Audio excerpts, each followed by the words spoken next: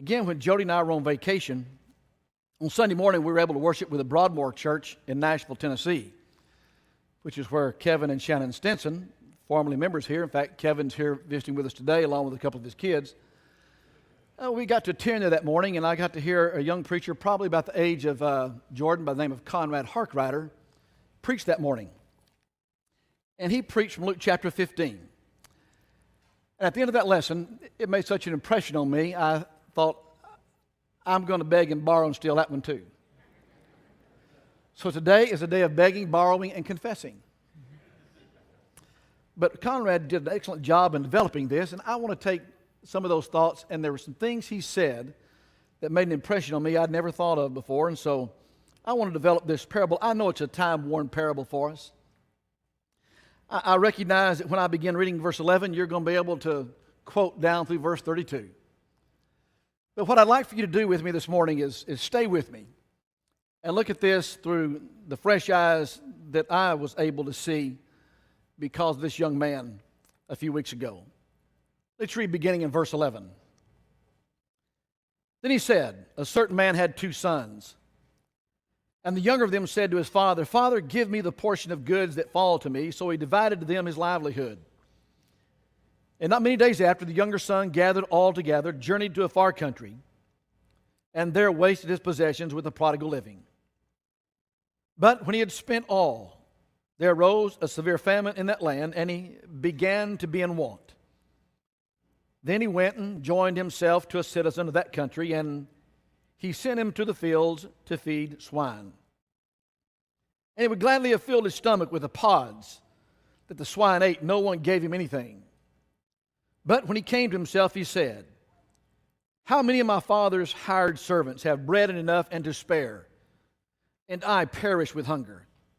I will arise and go to my father and say to him, Father, I have sinned against heaven and before you, and I am no longer worthy to be called your son. Make me like one of your hired servants. And he arose and came to his father. But when he was still a great way off, his father saw him and had compassion, and ran and fell on his neck and kissed him. And the son said to him, Father, I have sinned against heaven and in your sight, and am no longer worthy to be called your son. But the father said to his servants, Bring out the best robe and put it on him, and put a ring on his hand and sandals on his feet. And bring the fatted calf here and kill it, and let us eat and be merry. For this my son was dead and is alive again. He was lost and is found. And they began to be merry. Now his older son was in the field, and as he came and drew near to the house, he heard music and dancing. So he called one of the servants and asked what these things meant. And he said to him, Your brother has come, and because he has received him safe and sound, your father has killed the fatted calf. But he was angry and would not go in. Therefore his father came out and pleaded with him. So he answered and said to his son, Lo, these many years I have been serving you.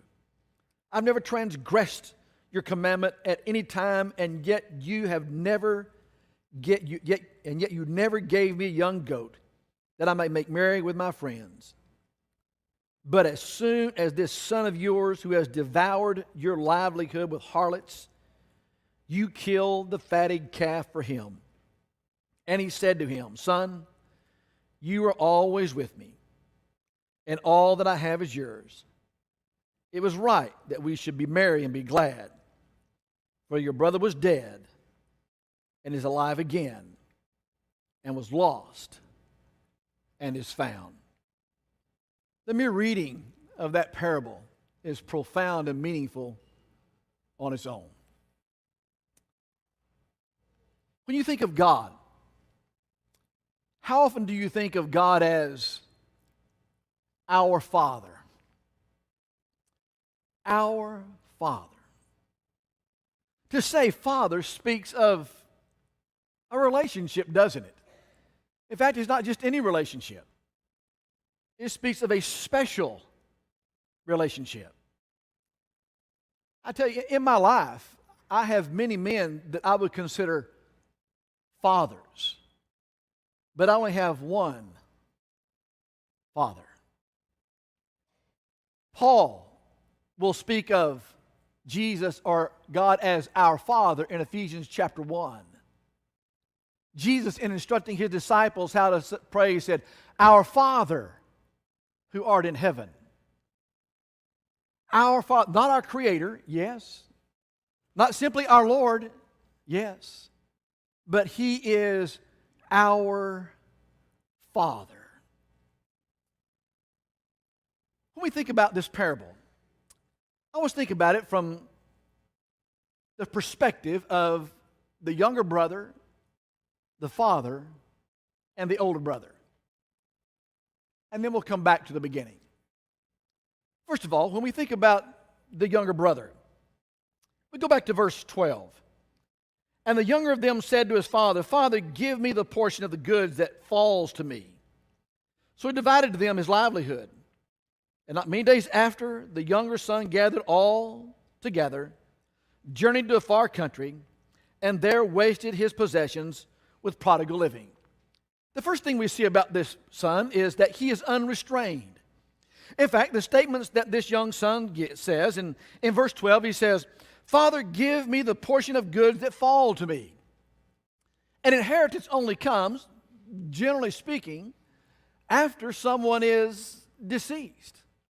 And in fact, in the Oriental language with which this is written, what that young son is saying is, "I wish you were as good as dead." Can you imagine the lack of restraint this young man had as he appears before his father and speaks in those terms? "Give me my inheritance." It wasn't his yet.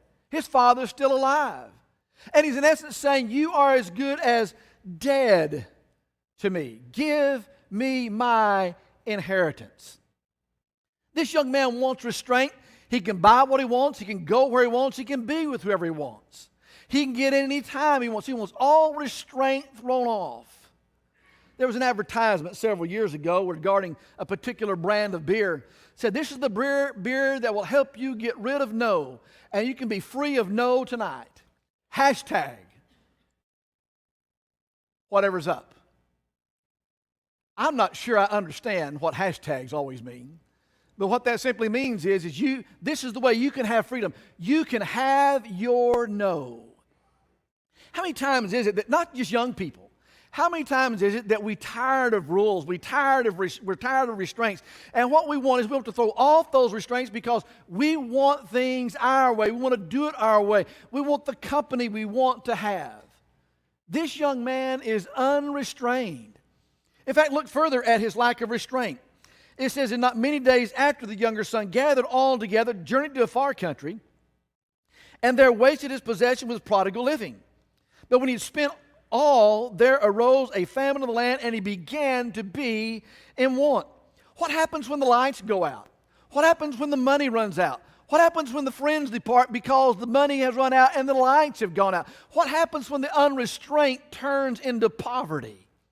Where were all those friends that were his friends whenever the money was there? Where are all those friends that were his friends when the party was there? Where are those friends that were his friends when the neon lights were shining? Where are all those friends when the beer is flowing? Where are all those friends now? This young man now, having spent all there is in a severe famine and begins to be in want. But we see something else about this young man. What that means is this young man is empty. In fact, so empty is this young man that the text further says he now, having sold all of his possessions, went and spent all. There was a severe famine in the land.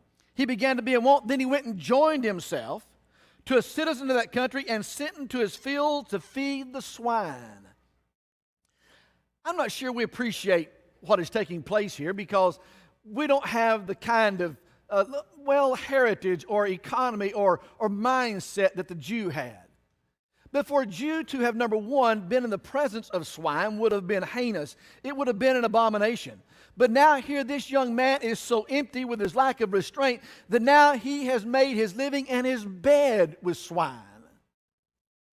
Pigs are filthy creatures. I don't know if you've ever had the experience of what they call slopping hogs. And by the way, that's what you do when you feed them. You slop hogs because the feed you're feeding them is a bunch of slop. I remember back in my ag days, back when I was teaching vocational ag, when I would work with kids who had their projects, steers, heifers, sheep, chickens, there are always those few kids who wanted to have a pig.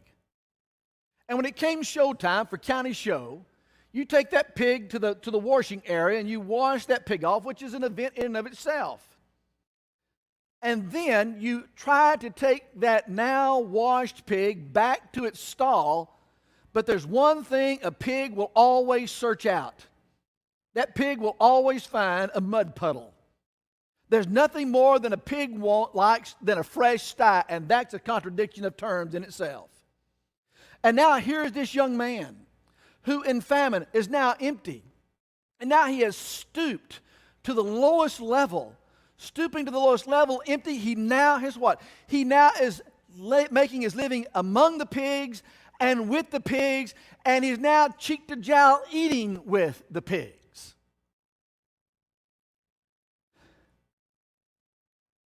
Young parents, do you ever take your car seat out of your car?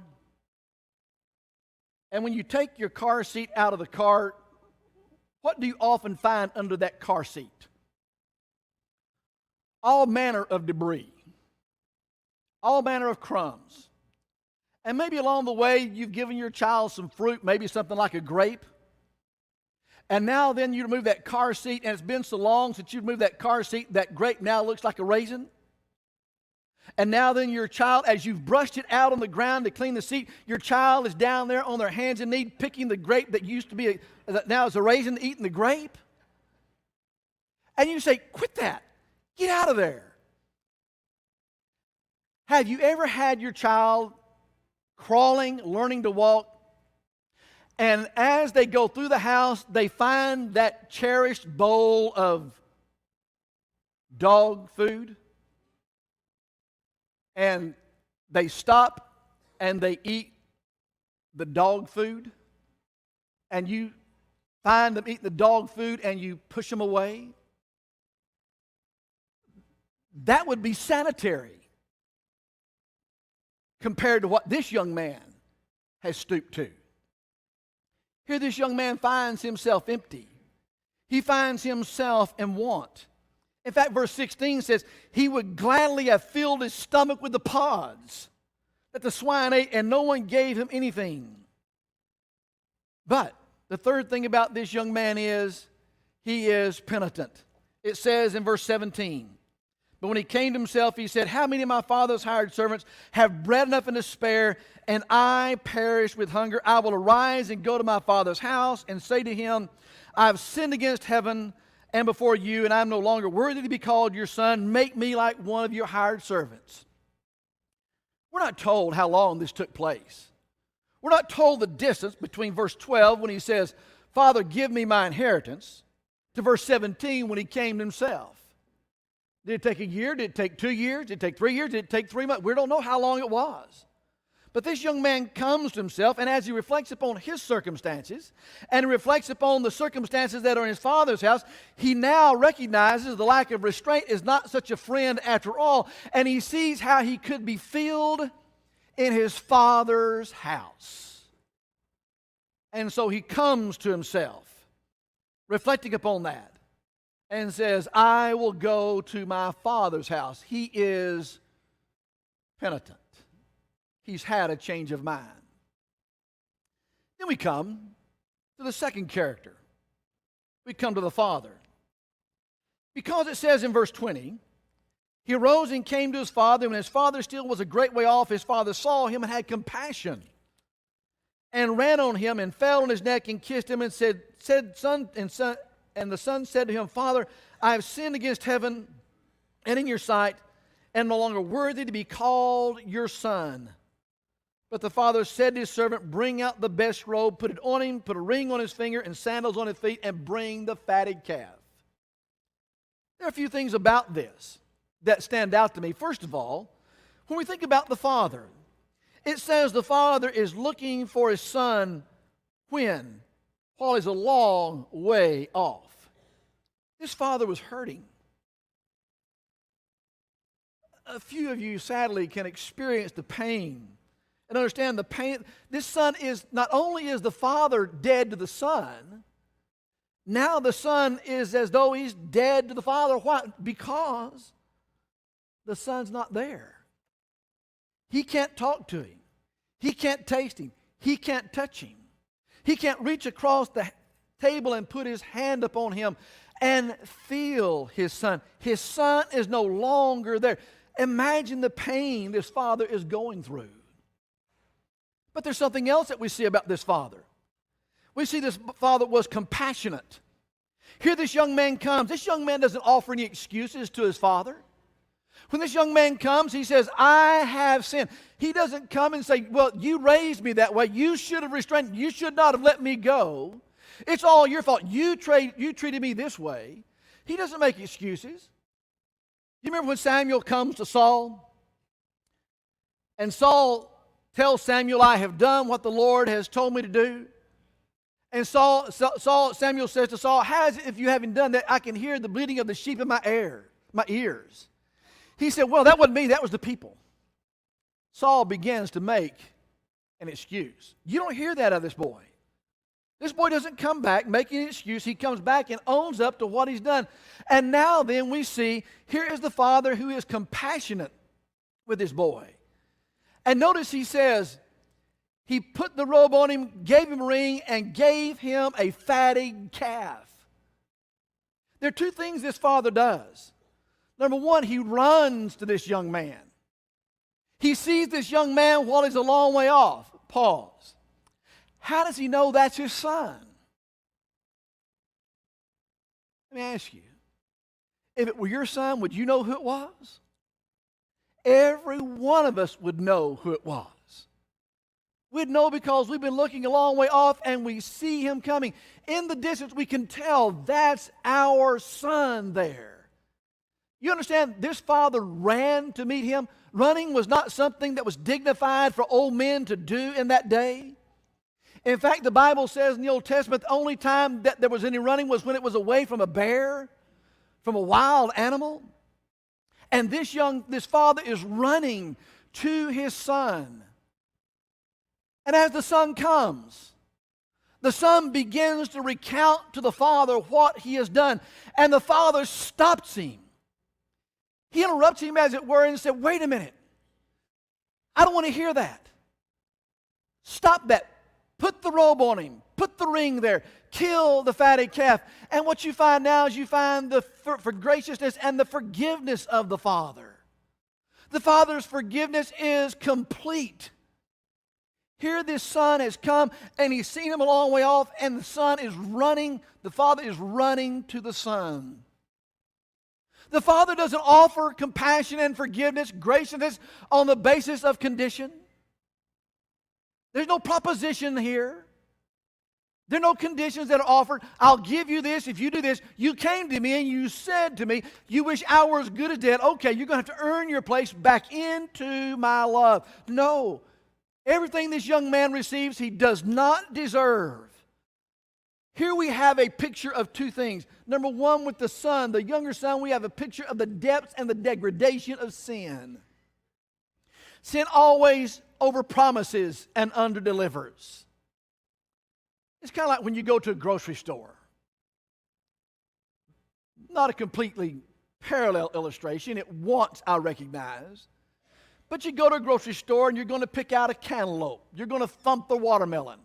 You're going to buy something like that, and you bring it home, and you felt of it, you thought this would be just right, and you cut into it, and it is nothing but just mush.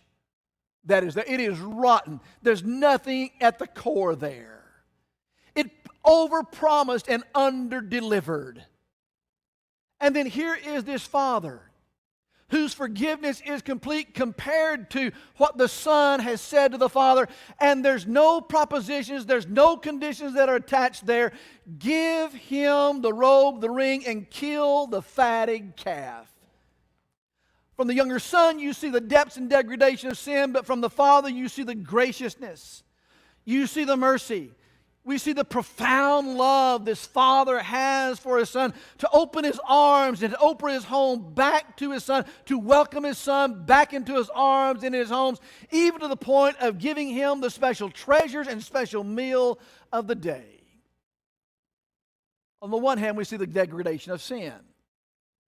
On the other hand, we see the graciousness of mercy and of love. But there's a third character in this story. And now we have the older brother. The older brother's been out working in the field.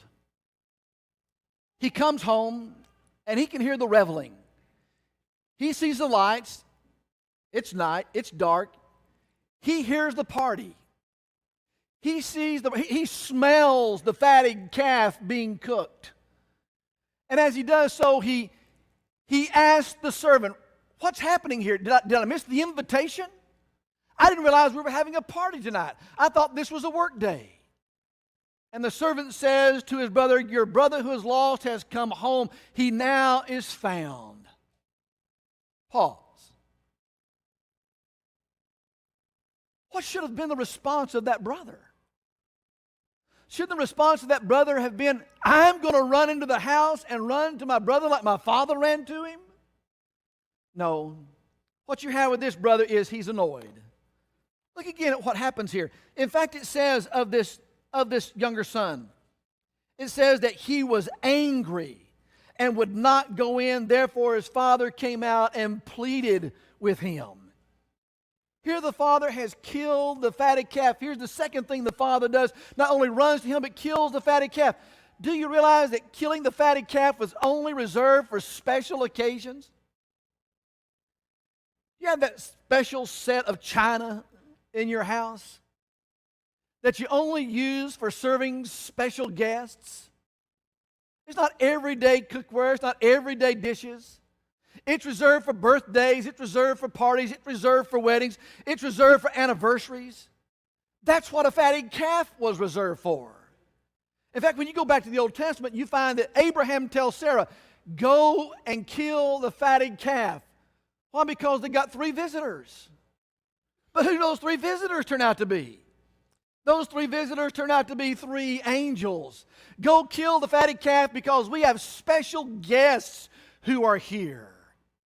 But no, the brother's angry. He's annoyed. How is it, Dad, that this boy's been off to college for 3 years now, and he's been on scholastic probation every semester, and finally he flunks out, and flunking out, you welcome him back home, and you serve a steak dinner and all of its fixing here tonight because he has flunked out and come home. How's it that you do that? That's the mentality this man has, this brother has. But I want you to see something else. This brother is self-righteous. Look at what he will say in verse 29. His father's pleading with him. So he answered and said to his father, "Lo, these many years I've been serving you. I've never transgressed your commandment at any time, yet you never gave me a young goat that I might make merry with my friends. But as soon as this son of yours came, who has devoured your livelihood with harlots, you have killed the fatted calf for him." Do you get the language there? I have been serving you. I have never transgressed you. Reminds you of that Pharisee, doesn't it? Lord, I thank you I'm not like other men. But isn't it interesting that self-righteous people can also make a mess of their lives? They can stay home and they can still gossip. They can stay home, they can still be envious. They can stay home and they can still be bitter. They can stay home, they can still be angry, they can still be hateful. Oh, but I've been here all this time with you. I've never left your side. Look at what I have done for you. Do you hear the self-righteousness of this young man just dripping? But there's something else about this young man. He is lost So he said to him, Son, you're always with me, and all that I have is yours.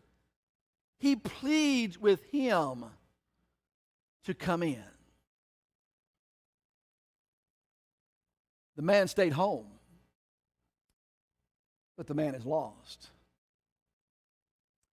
It's interesting to me that when verse 32 comes, it says, it was right that we should make merry and be glad, for your brother was dead and is alive again, and he was lost and is found. And the parable ends. Have you ever noticed that? The parable just ends. Did the older brother say, oh, Dad, I'm sorry. I had a self-righteous moment there. I'm sorry about that. Yeah, I was mistaken. I should have come in. I'm sorry about that. Do we find that the older brother ever got things turned around? Don't we like stories that have an end to them? Just recently we had this, those who are Marvel fans had this Infinity movie come out. I tell you, that was the most disappointing, disgusting, abominable movie ever made. Because it left you hanging with no end. I had to come to the office and vent to Ryan and Jordan about how hateful that was that the bad guy won, because the bad guy never wins. It's always the good guy. And then Ryan and Jordan had to educate me on how Marvel works, and there's another episode coming around, so hold your breath. We'll get the end of the story. But you know, here, there's no end of the story. We're just left like it was. Ever wonder why that's been like that? Because really this parable begins back in verses 1 and 2. And all the tax collectors and sinners drew near to hear him, and the Pharisees and scribes complained, saying, this man receives sinners and eats with them. Why do you think the parable ends like it does? Because the Pharisees and scribes have a decision to make. And they've got to make a decision where they're going to be like the father or where they're going to be like the older brother. You see, you had to tell the story of the younger brother to get to the story of the older brother. And the older brother is representing these scribes and Pharisees, and the choice you have is, are you going to be like the father, or are you going to be like the older brother? They have a decision to make. And so we come and we see the story. And we see the story has developed with the younger brother who was unrestrained, who was empty, who was repentant. The father was hurt but was compassionate and gracious. The older brother was annoyed. He was self-righteous and he was lost. One deserted and left. One stayed and appeared to be diligent. One wasted himself in all there was to waste himself. But both brothers have one thing in common. Both are lost. Both are lost. Why is the older brother lost? Because he has not shared in the Father's heart for the Son returning home. He hasn't shared in the Father's love.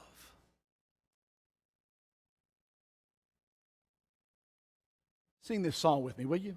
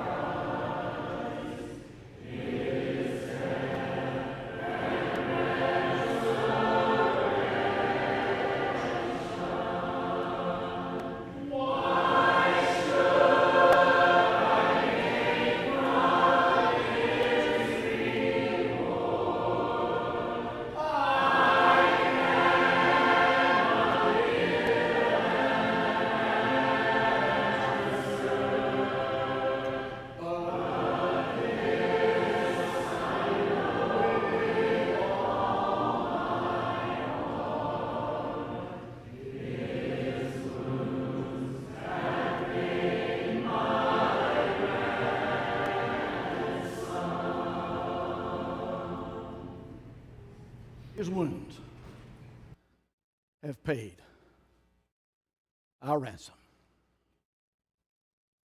The question is, will we have the Father's heart? Will we be as gracious as our Father? Will we have His mercy? Will we share that mercy with the lost? Will we refuse to be the older brother? Thank God our Father's love is deep. And He wants every one to come home. And you know what? He's looking a long way off. And if lost,